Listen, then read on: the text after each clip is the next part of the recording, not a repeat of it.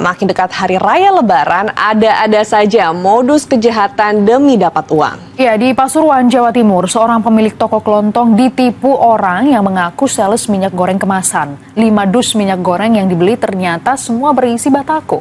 Seorang pemilik toko di Kecamatan Pandaan, Kabupaten Pasuruan, Jawa Timur tertipu saat membeli minyak goreng dalam kardus dari seorang sales.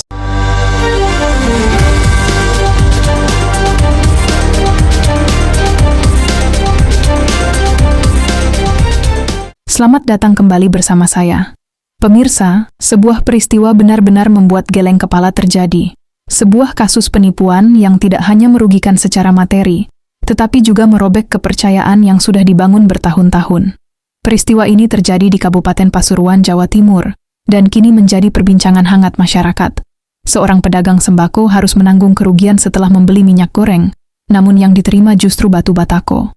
Kejadian ini berlangsung di Desa Pelintahan, Kecamatan Pandaan, Kabupaten Pasuruan.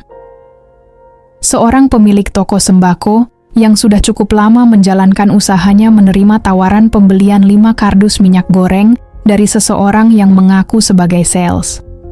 Yang membuat situasi ini semakin miris adalah fakta bahwa pelaku bukan orang asing.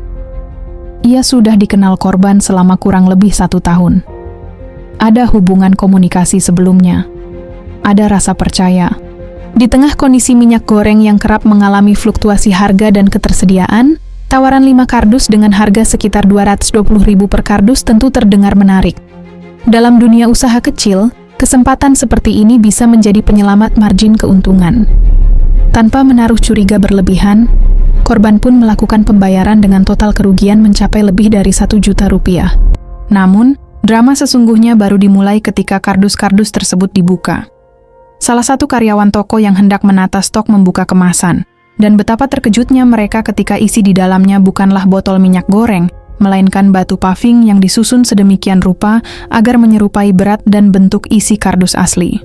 Modus ini jelas bukan tindakan spontan, ini terencana. Batu-batu itu disusun rapi, beratnya diperhitungkan, kemasan luar dibuat seolah tidak ada yang janggal. Pelaku benar-benar memanfaatkan celah kepercayaan dan kelengahan. Bayangkan posisi korban. Seorang pedagang kecil yang menggantungkan hidup dari perputaran barang harian. Modal yang tidak besar, keuntungan yang tipis. Dan dalam satu transaksi, uang lebih dari Rp1.000.000 hilang begitu saja, diganti dengan tumpukan batu. Ini bukan hanya soal angka. Ini soal perjuangan hidup. Video pengakuan korban pun viral di media sosial. Dalam rekaman tersebut, ia menjelaskan kronologi dengan nada kecewa bercampur marah. Ia merasa dikhianati oleh orang yang selama ini sudah dianggap sebagai rekan bisnis. Warganet pun bereaksi keras. Banyak yang mengecam tindakan pelaku.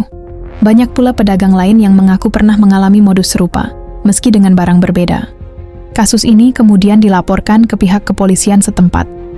Aparat mulai melakukan penyelidikan untuk melacak pelaku yang diduga sengaja memanfaatkan situasi ekonomi dan kebutuhan pokok masyarakat. Polisi juga mengimbau agar para pedagang lebih berhati-hati dalam menerima barang, terutama jika transaksi dilakukan tanpa pengecekan langsung di tempat. Jika kita melihat lebih luas, kejadian ini mencerminkan fenomena yang lebih besar. Di tengah tekanan ekonomi, meningkatnya harga kebutuhan pokok, serta ketatnya persaingan usaha kecil, kejahatan justru menemukan ruang baru untuk berkembang. Modus penipuan kini tidak lagi sebatas transfer fiktif atau pesan singkat palsu. Pelaku berani bermain di distribusi barang fisik. Mereka memahami psikologi korban. Mereka tahu kapan orang sedang butuh stok. Mereka tahu kapan pengawasan melemah. Ini menjadi alarm keras bagi para pelaku usaha mikro. Sistem kepercayaan yang selama ini menjadi fondasi perdagangan tradisional mulai diuji. Pedagang kecil biasanya mengandalkan relasi personal, bukan kontrak formal. Tetapi kasus ini membuktikan bahwa bahkan relasi yang sudah berjalan 1 tahun pun bisa berubah menjadi jebakan. Dampaknya pun meluas. Beberapa pedagang di sekitar lokasi kejadian dikabarkan mulai memperketat prosedur penerimaan barang. Ada yang kini mewajibkan pembukaan kardus di tempat sebelum pembayaran lunas. Ada pula yang hanya mau menerima pasokan langsung dari distributor resmi. Artinya, satu kasus penipuan ini mengguncang rasa aman satu komunitas usaha. Secara psikologis, korban tentu mengalami tekanan luar biasa. Rasa bersalah karena merasa kurang teliti. rasa marah karena ditipu, rasa takut jika kejadian serupa terulang. Di sisi lain, masyarakat pun dibuat resah. Jika minyak goreng saja bisa diganti batu, apalagi yang bisa dipalsukan. Kita juga perlu menyoroti bagaimana pelaku memanfaatkan momentum. Minyak goreng adalah kebutuhan pokok, permintaannya tinggi, perputarannya cepat, dan ketika stok langka atau harga naik, pedagang cenderung bergerak cepat mengambil kesempatan. Disitulah celah dimainkan. Kasus di Pasuruan ini menjadi pengingat bahwa kejahatan selalu berevolusi. Kreativitas pelaku kejahatan seringkali selangkah lebih maju dari kewaspadaan korban.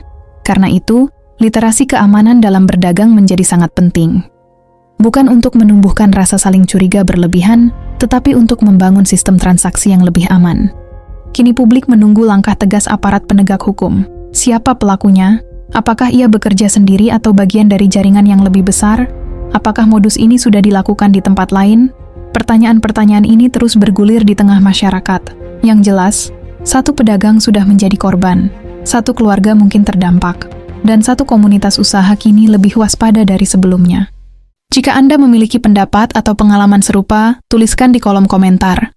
Bagaimana menurut Anda, apakah ini murni aksi individu atau ada pola yang lebih besar di baliknya? Jangan lupa like, share, dan subscribe. Saya pamit undur diri. Tetap waspada, tetap kritis, dan sampai jumpa di laporan berikutnya.